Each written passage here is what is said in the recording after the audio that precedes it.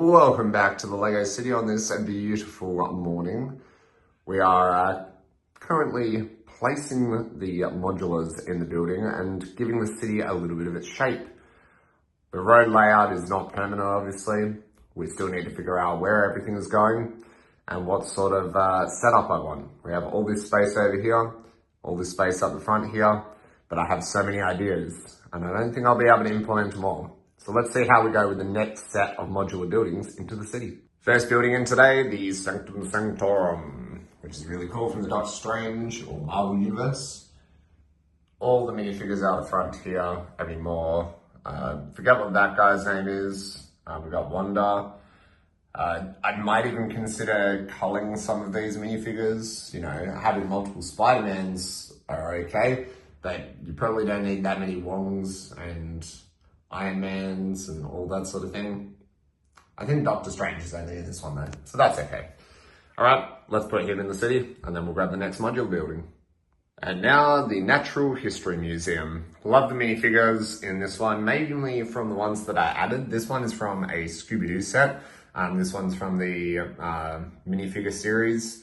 And I think maybe that one as well, the scientist.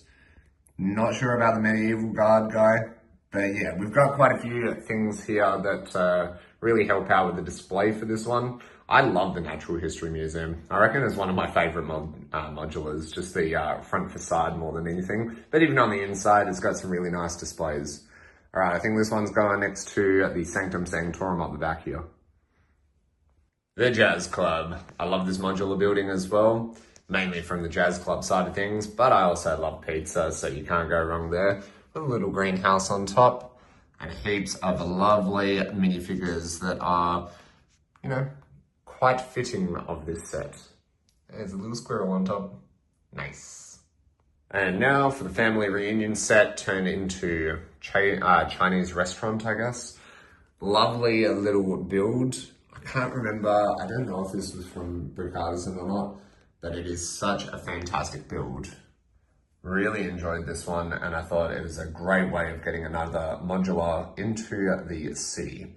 Now we have a spare base plate over in the corner there, which I have plans for.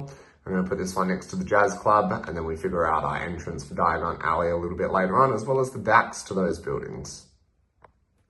The Boutique Hotel. Now this is one of Lego's weirdest designed modular buildings. Because it's very awkward to fit anywhere because of its weird shape, and it would be awesome if it was bigger. Maybe we get another one in the future, if I can find one for cheap enough, and reverse build it, at least for the hotel part, because I feel like that would be really good as a continuous building there. Supersize it or something. Even building it up as like a really tall building would be awesome. But I think this one will go in facing those ones, and we're going to build a small little alleyway to be able to get between the two buildings. And on the other side of the Boutique Hotel is going to be the Tudor Corner for the moment. This one is a lovely build. There was so many fantastic building techniques for this one. One of my favorite experiences building a modular building, I would say. And the haberdashery, very cool. But the building on the side for some of these angled ones over here, really, really cool. Let's get in the city. Correct me if I'm wrong, but I'm pretty sure that this is a rebrickable from Brick Artisan. It is the pub, which is the Assembly Square alternate build. I don't think there was any extra parts needed, which is very nice. And I picked up this second set for fairly cheap, which is really cool. The interior is quite nice, with the bar area down the bottom. The next floor up, I think, is the sewing area, maybe music or an apartment at the top level, and then an ice cream bar at the top with some live band area, which is very nice. Whether it goes well across the road from the Jazz Club, who knows? But we're going to place this one, plus one more modular building to make up the street where the Jazz Club and the Chinese restaurant is. This one is actually half of a modular building, the Birch Bookstore. Very cool build from an exterior point of view. And just having these smaller modular buildings is not a bad idea, because it allows me to split them and put them around the city where it best fits. So maybe I can get some more rubricable ones, which are only on half base plates, because I think that'll work well into the city. And finally, the last building for today's update, Assembly Square. This one's going to go quite nicely in the back section, just behind here.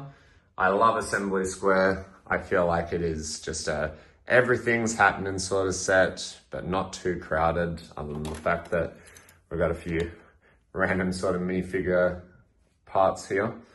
It's got 2 street lights on it, which we'll probably fix. But yeah, that looks good. It's going in the city, and then we'll see how everything's turned out so far. There we are. All right, so the buildings are coming together quite nicely. We've got Diagon Alley over at the side, which we're going to make a cobblestone road straight down the center there. This road plate probably going to be thinned out, starting at a single width back here. I'm doing a one-way road straight down and then straight in front of the Jazz Club, which we'll see in a second, and then maybe fold it back down into the double road here, potentially.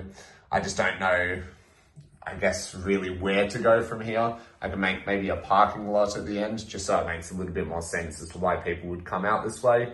Otherwise, I could keep it as a single lane road all the way down, just make some nice features here, and then curve it around back over to here, which, because we don't have the double plate thickness here to be able to have because of the edge of the table, we can always just go, all right, let's do a single road here, and then it goes out into the doubles. We've got a corner build going in there, which I've already got an idea for, and then this will be a single lane road, which I've just used a bit of a filler plate there. But it's coming along nicely. Am I entirely happy with it? Probably not. There's more to do, and I'm looking for suggestions as well as to how to display these buildings nicely, because I'm sure that there will be ways that we can definitely display them nicer against each other.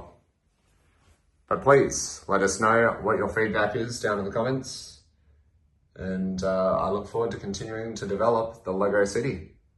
Catch you guys next time.